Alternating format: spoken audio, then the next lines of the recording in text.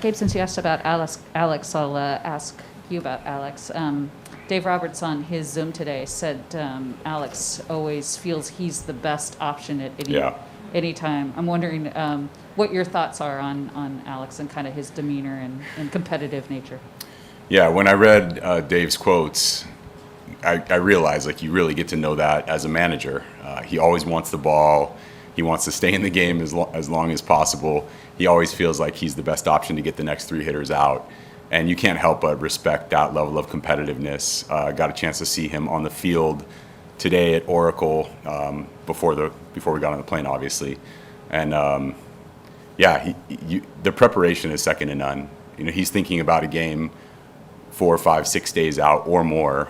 And everything that he's doing in the days leading up to that start is by design, and he leaves nothing up to chance. And I think he's a perfect example of how we would want a young pitcher to establish his routine as well. Next question for Gabe. We'll go gentleman in white. Gabe, you've now had 5 or 6 different relievers make their postseason debuts in this series. What have you learned about your bullpen so far, and how is that information going to help you over the next 2 days? I think we got some good information with Jake McGee yesterday. And in particular, we saw that he's healthy. There's plenty of life on his pitches, was able to execute his slider. Very comfortable putting him into any situation in a game now.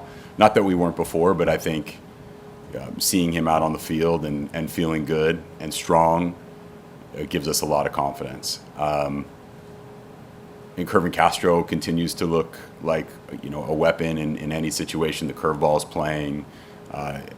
Thought he got some sort of awkward swings, and obviously that comes with some familiarity or lack of familiarity. But I do think that he continues to execute his fastball curveball combination, and good things are going to happen for him. So those are a couple of things we've learned. We'll stay here in the same row. Go ahead, Miss.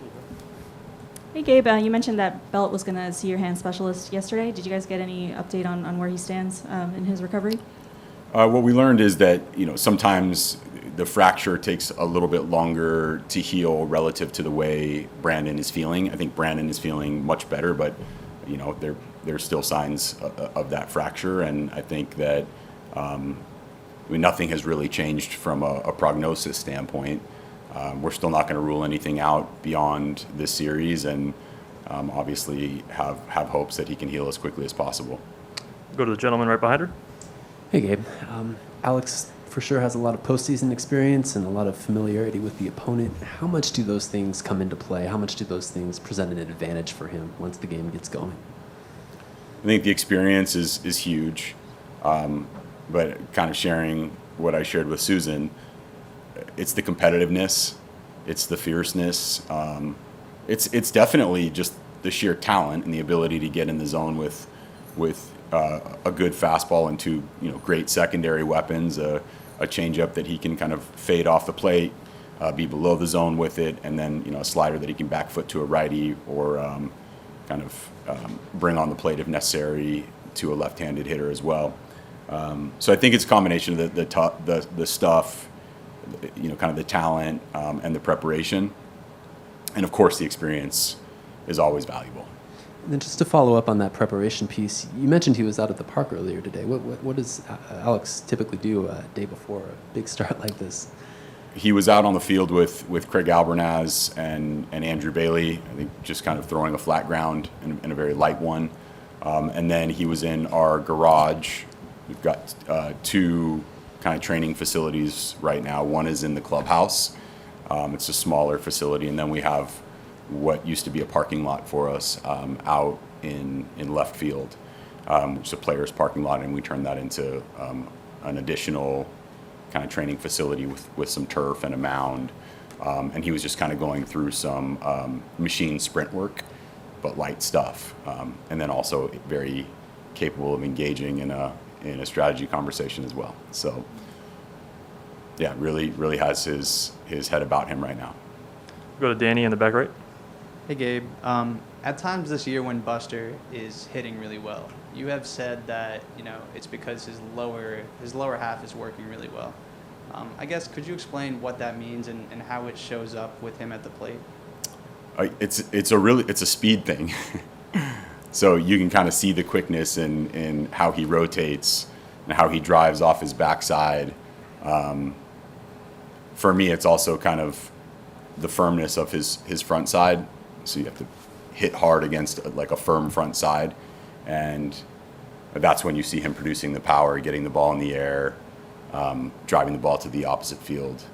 So the back knee drives toward the pitcher, and then the front side kind of stiffens up, and that's what creates that power and that explosiveness. And so when Buster's lower half when I'm saying Buster's lower half looks good, it means it's really explosive and athletic, fast. And he's hit more opposite field hits in this postseason than he had in all of his previous postseasons combined. I guess, is there anything to that? And I guess, what are you seeing with him at the plate just in terms of going the other way? He's always been a hitter that's used the whole field. I wasn't aware of how often that's happening relative to what he's done at various points in his career or various postseasons. But I do think the ball that he went to the opposite field on, the home run, just based on what I've heard, one of the harder hit balls he's hit that way. But we have seen him use the whole field all season long, like legit line to line, balls that slice down the right field line, carry into the gap in right center field, pull side power, line drives to the middle of the field. Just kind of a complete hitter in that way. Anything else for Gabe? Yeah, we'll go to John in the back. So Gabe, you Hey, John. have quite a few players you rely on in their mid-30s, and tomorrow the Dodgers are starting a pitcher who's 37, and third baseman is 36, and first baseman's 41. Yeah. With so many teams going with younger players, what is it about these older players that allow them to succeed so late in their careers, including Albert? Well, Albert is, obviously one of the greatest hitters that ever lived. And when you have the true outliers of the outliers, they tend to kind of defy age. And in some cases, you'll see kind of a peak in their career towards the end of their career. John, you know this better than anybody, obviously, given the players that you've covered. But experience, you have this file in your brain. Albert does, Alex Wood does, Buster Posey does. You've seen the pitch come out of the hand so many different times from so many different angles and had success with your barrel accuracy, or in Alex's or a pitcher's case, and knowing just what to do after you see a specific swing. You read the swing and you want to go somewhere else. And you're able to access bigger, more robust files. And then, if you're exceptionally gifted, talented, like these guys are, it's the combination of being able to access those pictures, those images, and those files, and the talent that leads them to their success on the field even later in their careers. Go to the gentleman right here in the front. Gabe, do you have a Game 4 starter yet? Not quite yet. Anything else? All right, thanks for your time, Gabe. Great, thanks.